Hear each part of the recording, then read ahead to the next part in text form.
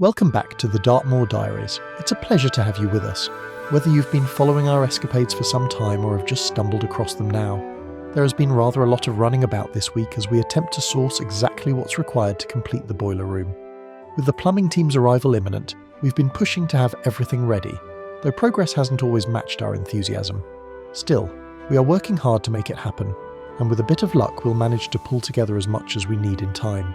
We begin in the former hopper room, or as it is now more fittingly known, the boiler room. Its previous occupant, the great green beast, was finally coaxed out through the doorway we widened, and now the space needs to be rebuilt to serve a far more dignified and functional purpose. The week itself began with a sunrise of such splendour, it almost persuaded us to forgive Dartmoor for the 4 preceding days, which were spent wrapped in a blanket of fog so dense one could scarcely locate the front gate. Reports suggest that elsewhere in the country, people have been enjoying rather ordinary skies and even a glimpse of sunlight. Our frequent visitor, the stag, made another appearance, moving with the calm assurance of one who knows precisely where he stands, and rightly so. The truth is the land belongs to him and to the rest of Dartmoor's wild inhabitants. We are merely the temporary custodians, permitted to share in their domain. And in the spirit of discovery, we decided it was time to take you on a small exploratory journey beyond the house. 2 locations awaited us, both steeped in history and standing as visible reminders of the moor's layered past. We had not yet visited either, though they've been quietly calling for some time, but more on that shortly when the adventure unfolds. First things first. Before we can go any further with the inside of the boiler room, we must deal with a matter that has been rather unceremoniously brought to our attention on the outside. It is, alas, official. At some point we have had rats. Now, to be fair, the cold winters on the moor would tempt almost anyone to seek out a little extra warmth, and it seems our boiler room has provided just that. Alongside the rats, we are fairly certain that several field mice, infinitely cuter though equally uninvited, also availed themselves of the facilities, and really one can hardly blame them. The truth was revealed when the great green beast was removed, exposing the vapour barrier behind the cladding. This, it turns out, had been chewed in several places, creating the sort of open-door policy no household should ever encourage. So today's task is to set matters straight, repairing and securing the cladding so that nothing can slip inside again. Unless, of course, they are expressly invited, and the guest list will be very exclusive going forward. So with that settled, Watson set to the task. The plan was to create a visible barrier along the base of the exterior cladding, not only to secure it properly, but also to allow us to keep an eye on what's happening at ground level at all times. It's a trick we first used at our previous house, which was clad head to toe in vertical spotted gum timber, a thing of real beauty, if we do say so ourselves. In that case, the barrier was less about rodents and more about keeping termites at bay while still giving us the chance to spot any unwelcome activity before the house was quietly eaten alive. Now we're taking that same practice and applying it here to the wooden-clad boiler room. After all, it's these small but vital lessons learned along the way that will help keep this house secure and protected for many years to come. Watson began by fixing a guide timber to the outside cladding, which would serve as his cut line along all 3 sides of the boiler room. With the first side cut, the guide rail was removed and the section of cladding neatly knocked out. Watson then made his way around the exterior of the boiler room to cut the remaining sides. We could hardly have chosen a less agreeable day for outdoor work, though to be fair, this seems to be Dartmoor's default setting at present. The wind was howling, the rain persistent, and the whole affair grew steadily wetter by the minute. Watson was soon absolutely soaked and eventually conceded defeat, retreating indoors to dry himself and his clothes off with my hairdryer. I'm not entirely sure how effective it was, but it certainly restored his spirits and a degree of warmth, which after all is what truly matters. The other detail we added to this job was a tapered edge along the bottom of each cladding board. For anyone who hasn't tried this before, it's a simple but rather effective trick. If you leave the bottom edge of your timber boards cut straight across, rainwater tends to run down the outside of the cladding and then curl back on itself at the flat edge, sending the water towards the inner side of the cladding, which is precisely what one does not want. By adding a slight angle to the underside of the boards, you create a drop point right at the outer edge. This encourages the water to make its final bow and fall neatly away to the ground or drain below. And the best part is, it's such a subtle detail that you'd never know it was there, unless of course someone mentioned it. The next task was to remove the first of the original battens that had been holding the cladding in place. This was necessary so we could slide in a new section of vapour barrier to replace the one that had been nibbled rather enthusiastically by our former tenants, and also to make room for the cement board that will form the new skirt around the exterior walls. Once the old batten was out, the fresh vapour barrier was slipped neatly into position and secured. Watson then set about cutting a new replacement batten, which would not only keep everything firmly in place, but also provide a solid anchor point for the bottom edge of the cladding boards.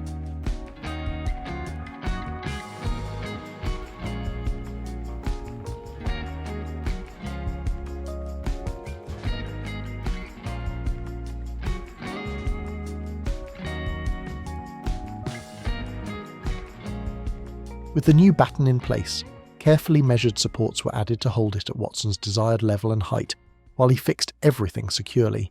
Each screw went in one meticulous turn at a time, as though the fate of the house depended upon it.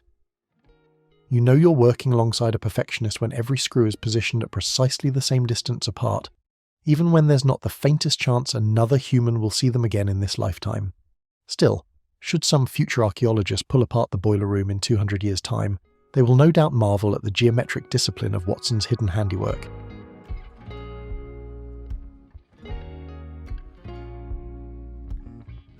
One of the lovelier aspects of this project has been the chance to use some of my grandfather's old woodworking tools. We recently brought home his bevel from my parents' house, a simple device that transfers angles from one object to another, but one that will prove invaluable throughout this renovation. It came into play here to ensure every cut was made at exactly the same angle each time. A small detail perhaps, but one that brings both accuracy to the work and a quiet sense of connection to the hands that used it before.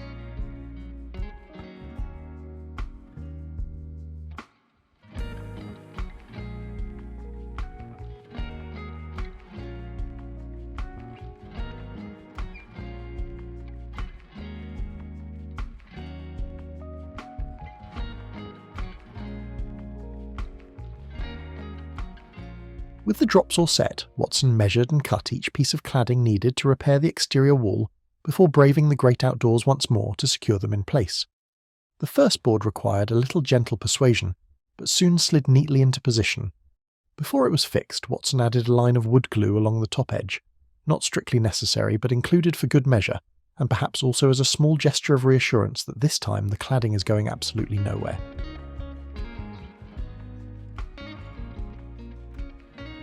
With a few more slices of timber, a touch more wood glue, and the requisite number of perfectly positioned screws, Watson worked his way steadily around the boiler room, one gap at a time, until the exterior was once again complete.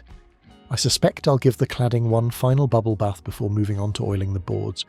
It's only been a week or two since its last rinse, but already the older timber has darkened noticeably against the fresh new boards. A quick wash will freshen it all up so that everything marries together neatly, before we apply a generous drenching of oil on the next run of dry days. That way, the exterior will be properly prepared to face whatever Dartmoor's weather chooses to hurl at it this winter.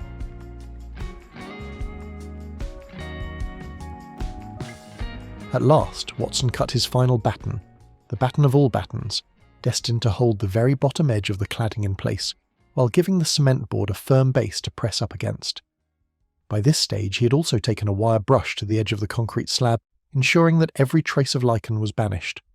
The result was a clean, crisp edge, the sort of surface one dreams of when fixing cement board, though rarely achieves without a good deal of brushing, muttering and general determination.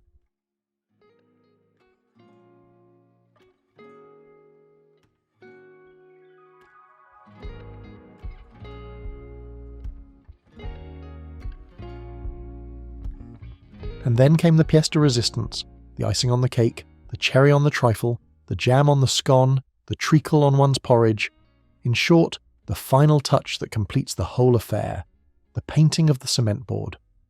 Now, given the nature of what this board is here to achieve, there was only one product truly fit for purpose. Unfortunately, it is not one that I hold in any affection whatsoever. In fact, I dislike almost everything about it. What it stands for, what it's made from, and even the way it smells. But needs must, and I had to take a deep breath, accept its usefulness, and proceed. So the cement board was treated to a generous coat of black bitumen paint, the barrier of all barriers. Once applied, nothing is getting through it. not water, not wind, and certainly not any four-legged long-tailed opportunist looking for winter lodgings. Watson marked a perfect line and carefully set out where each countersunk hole would be drilled. This step is essential when working with cement board in a situation like ours, as it ensures the board can be pulled tight and secure against the concrete slab, giving us that flush, flat finish we're after. With all the holes drilled and a quick wipe down completed, Watson was back out in the elements, though by this point the weather had mercifully improved. A good, confident squiggle of adhesive was applied to both the board and the edge of the slab, leaving no chance whatsoever for anything to sneak its way inside.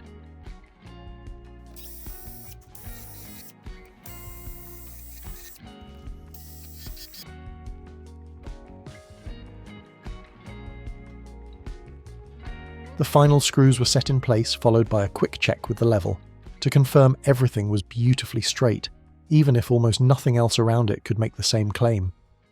With that done, Watson prepared the last of the boards so they could be glued into position. He then added a beveled edge to the ends of each one, creating a neat V-shaped groove that can later be filled with silicone, sealing the boards tightly and smoothly to one another. A small detail, but one that makes all the difference between finished and properly finished.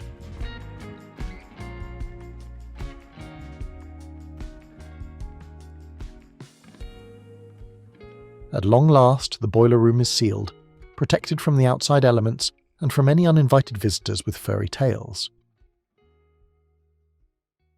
And yes, that is the beveled edge that Watson is pointing out with no small degree of satisfaction. The final screws went in, one or two more checks with the level were made just to be absolutely certain, and at long last the job was finished. The boiler room now stands properly sealed, protected from the outside elements, and safe from any uninvited visitors with furry tails. And it must be said, it looks rather good. The new black trim creates a clear visual barrier, allowing us to see exactly what's happening at ground level at all times.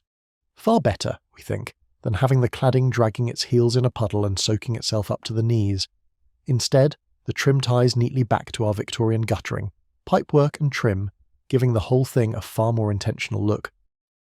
The boiler room will now remain dry from the bottom up, which is frankly a comforting thought, because if there's one thing you don't want in a boiler room, it's water, or rats, or both, working together in some sort of damp furry conspiracy.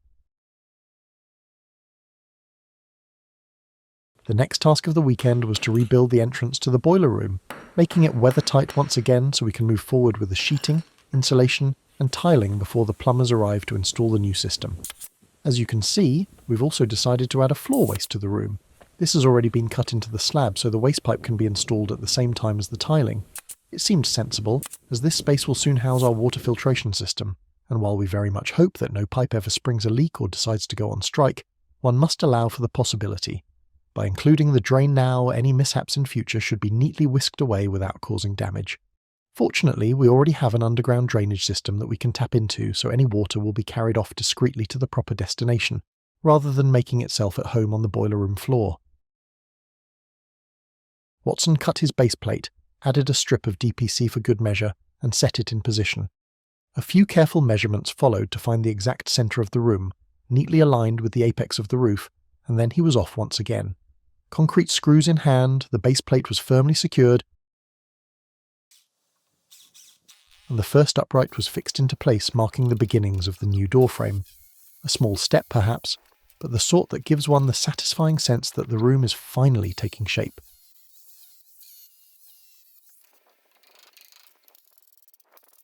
Watson cut his base plate, added a strip of DPC for good measure, and set it in position. A few careful measurements followed to find the exact centre of the room, neatly aligned with the apex of the roof, and then he was off once again.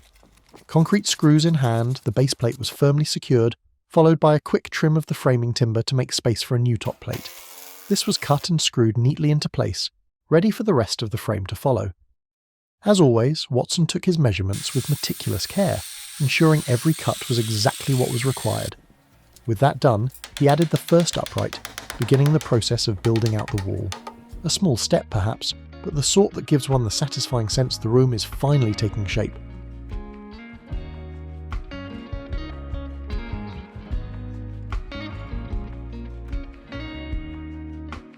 For the remaining hour of the day, Watson pressed on and managed to get most of his frame in place, including the all-important diagonals, crucial for both stability and strength. Not only frame, and dare I say, they look rather impressive too, though of course they will shortly be covered up and never seen again. A brief but noble moment of glory before being consigned to eternal obscurity. All that remains now is for me to prep and paint the new door so it can be hung this week.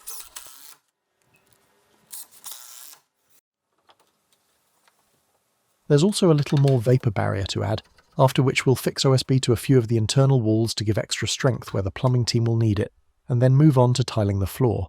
The tiles themselves haven't yet arrived, but with luck they will turn up before the weekend so we can press ahead without further delay. It will be a relief to have this room back under control and well on its way to being complete. For now, the work pauses here, but we'll be back in the boiler room very soon. This week we thought we would also take you out and about across Dartmoor to explore a few local sites, places that surprisingly neither of us had ever visited before. For many months we've driven back and forth across the moor, always catching sight of Brentor Church perched high up on its hill in the distance.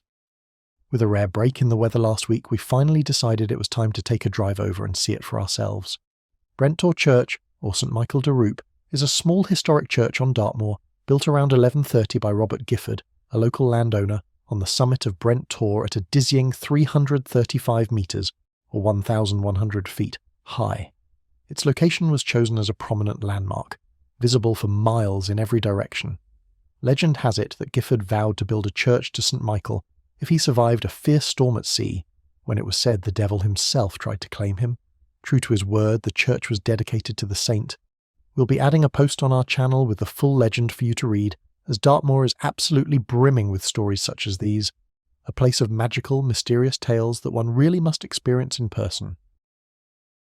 The views from the top were, as you might imagine, utterly breathtaking.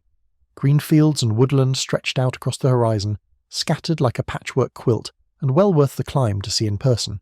The churchyard itself was modest, with only a handful of gravestones. Yet those that were present were beautifully shaped, their inscriptions carved with remarkable care. The lettering and patterns a quiet testament to the skill of their makers and to the stories of those who rest there. We decided to take a quick look inside and found a small, simple yet atmospheric space. Within stood a 15th century octagonal font and a 1971 east window depicting Archangel Michael with his scales. Though the church is the fourth smallest in England, its history is vast. Its origins reach back to the 12th century, with a smaller chapel later rebuilt in the 14th. In the late 19th century it was heavily restored by the 9th Duke of Bedford, during which time 40 skeletons were discovered beneath the floor. This perhaps explains why there are so few gravestones outside. Or could it be another of the moor's more sinister secrets, keeping its tale to itself? Either way, we're clearly going to have to dig a little deeper into its history to find out more.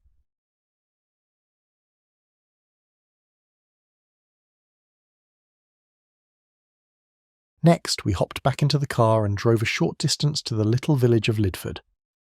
With its unforgettable setting on the western edge of Dartmoor National Park, just upriver from the wild beauty of Lydford Gorge, it's a place where history isn't just told, it's visible everywhere. Lydford Castle isn't quite what first meets the eye. It may look like a modest tower on a mound now, but this structure was built in 1195 as both a court and a prison, mainly to enforce forest laws and the tin laws, known as stannery laws, across Dartmoor. The castle itself served as one of Dartmoor's more notorious prisons, enforcing these laws with little mercy. It soon became infamous for its conditions, with one unfortunate inmate describing it as the most annoyous, contagious and detestable place within this realm. A review which, one suspects, would not have encouraged repeat business. Ouch. That review alone might convince you to run for the woods over the cell. The castle's tower was rebuilt in the 13th century, its upper stories refurbished, and its duties expanded to hold offenders against both forest and tin industry regulations. Over time, its legal and penal role faded, especially after newer prisons took over in the 19th century, and the site eventually slipped into disrepair before being preserved as the heritage landmark it is today. Thankfully, these days the worst punishment one can expect at Lydford is having to queue for the car park during the summer months. We popped next door to admire the incredible carved woodwork in the church. St Petroc's Church, which sits beside Lydford Castle, has a history stretching back over 1,000 years.